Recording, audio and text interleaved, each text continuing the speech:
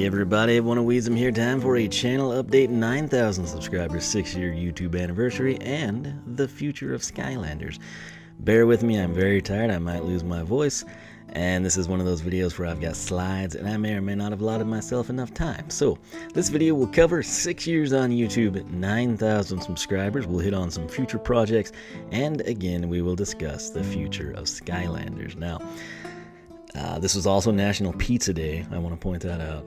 Happy stuff first, including National Pizza Day. February 9th, 2016, I officially joined YouTube as One of Wiisdom and uploaded my first video, Bowser Snow Mountain, 6 years ago today, February 9th, 2011. From there, I started literally filming the TV. You know, that lame stuff people always do and people then complain about. Yeah, that was me. To capture some of my Mario Kart Wii finishes. Mario Kart Wii remains my favorite in the series. After that, Wii Fit Plus began. Mystery Case Files and Malgrave Incident was right after that. Dodge Racing Charger vs. Challenger, and Jet Rocket, which I maintain is still an extremely underrated game. That's sort of where I started, and the channel actually began to take off with Wii Fit Plus. Then I was doing Super Smash Bros. Subspace Emissary, which very few people even know exists, and it was actually a lot of fun. And then, of course, a little game called Skylanders, Spyro's Adventure rolled around. I thought it looked cool. I thought my nephew would like it. I went with it. Since SSA, I've unboxed, introduced, upgraded, and played through every installment of the game, although I have no way of decently recording the 3DS, so you haven't seen any of that, but it has been a part of my life. From there, it was more Skylanders, more Mario Kart, Wii Fit U came along, and then about this point in time, we kind of started in on Minecraft Pocket Edition.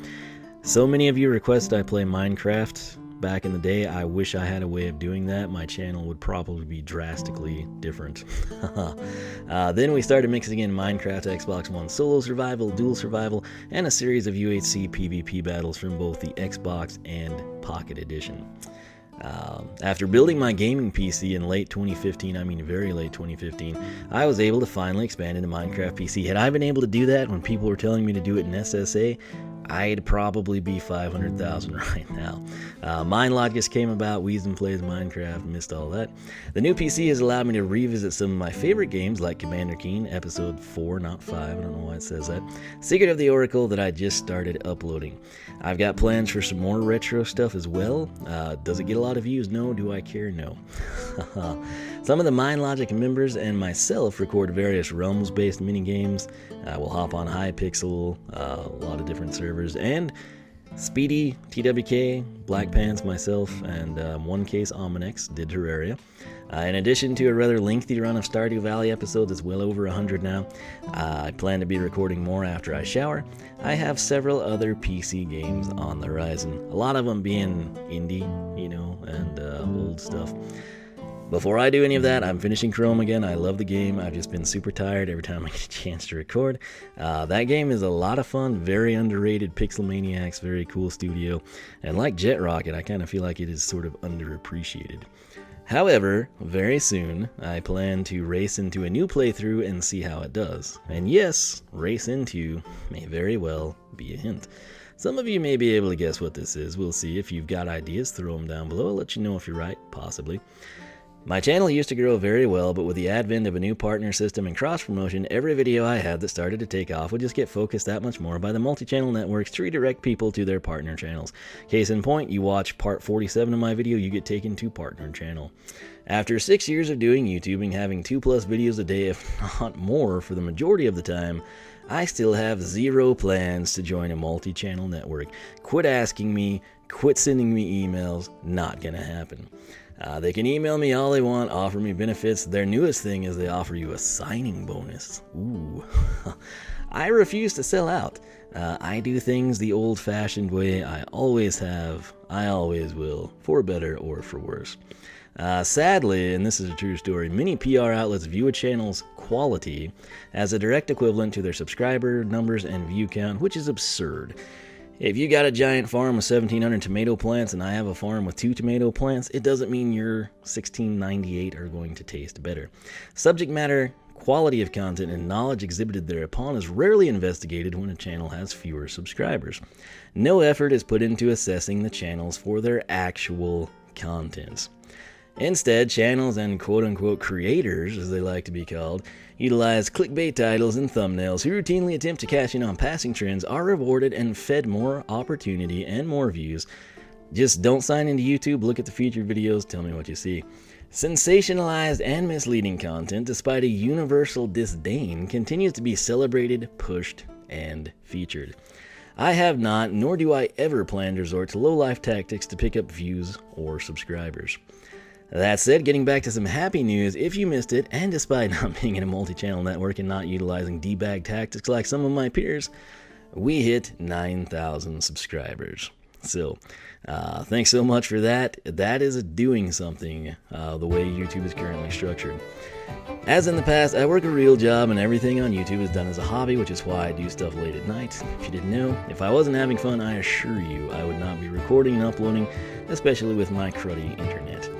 Being able to monetize some videos is great, however, for those who think, oh hey, YouTube with ads on the video, can I drive your Lambo?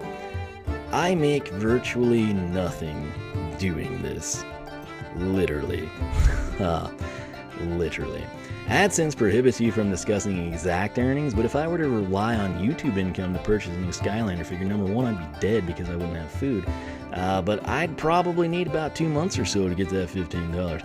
Let that sink in if you thought people were raking in cash. Some do, I do not. Social Blade, if you've never heard of it, is a great resource to check into things like this. My advice, go with the lower number. They'll sort of have estimated monthly earnings. Yeah, the lower number is what you want to base things on. Again, despite earnings being way down from what they were when I started, I'm still here and still uploading because I honestly enjoy it. I have kind of formed a niche audience and sincerely appreciate your support. I do a lot of games that people don't do, and my Skylanders style and detail is not something others exhibit. That brings us to today's bad and sad news though.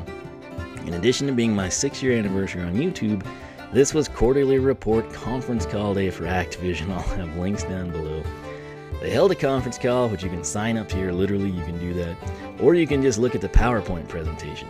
See, that 7th grade PowerPoint project you had to do might translate into the real world just yet. It's pretty hilarious to see it referred to as PowerPoint, I have to say. Anyway, while Activision Blizzard as a whole had a record-breaking year, see also Overwatch, news was not quite as good for those of us Portal Masters. Finally had a little downtime here. There will be no quote-unquote new Skylanders game for consoles in 2017. Some of you will be like, it's coming to the Switch, idiot.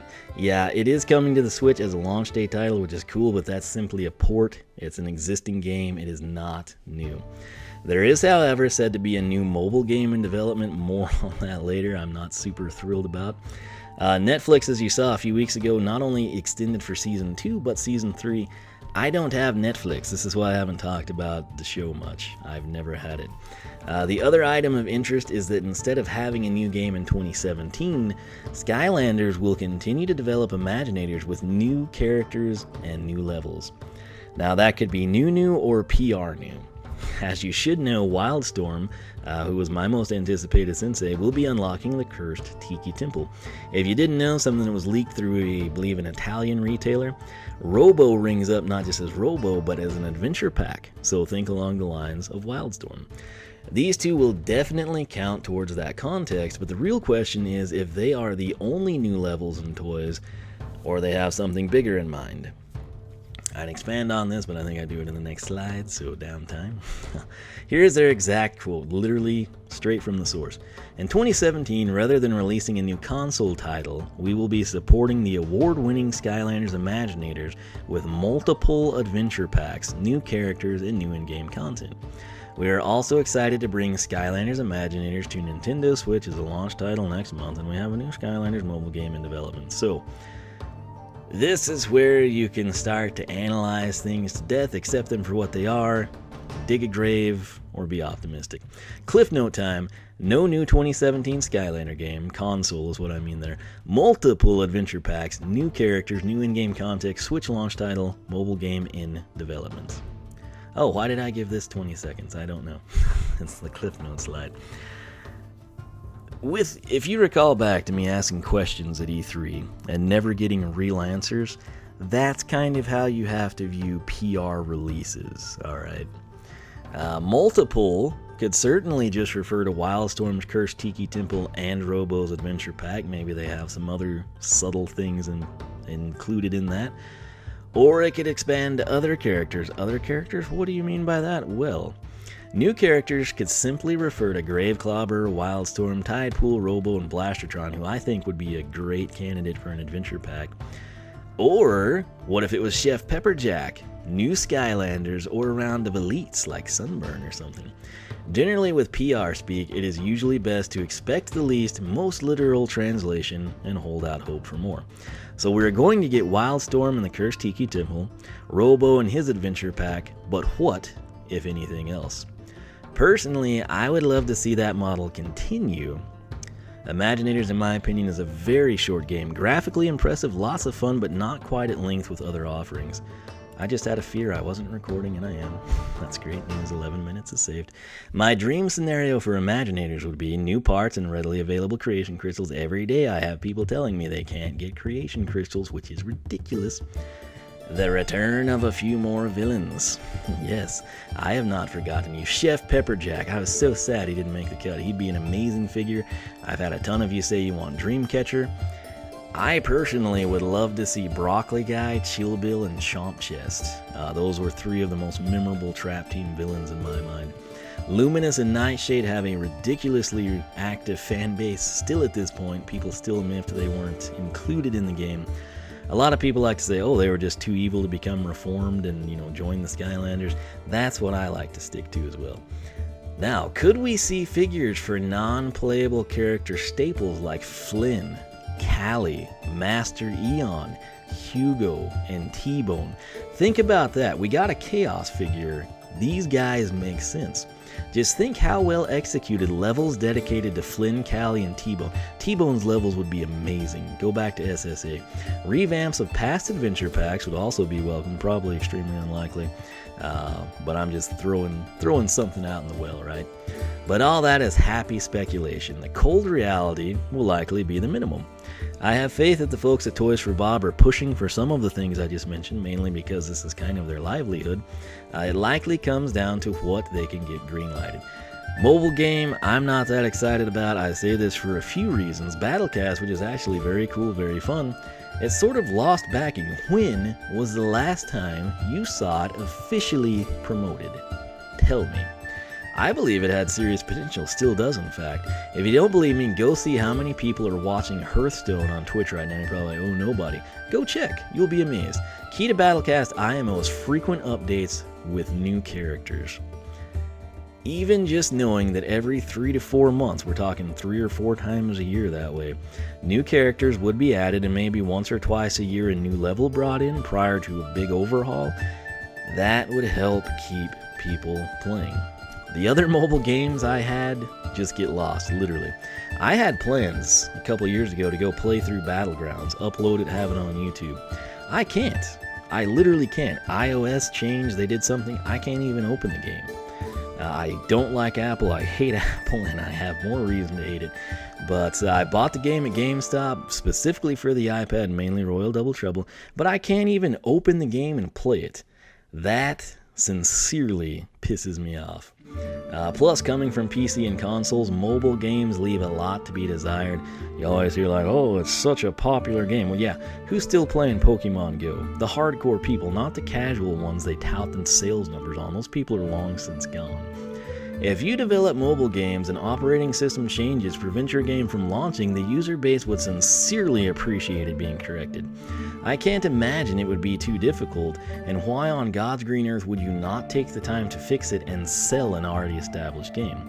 This isn't just limited to Skylanders, but all mobile franchises. For example, Pocket Edition I got years ago. I don't know how many stupid iOS upgrades I've had to do, and it still works.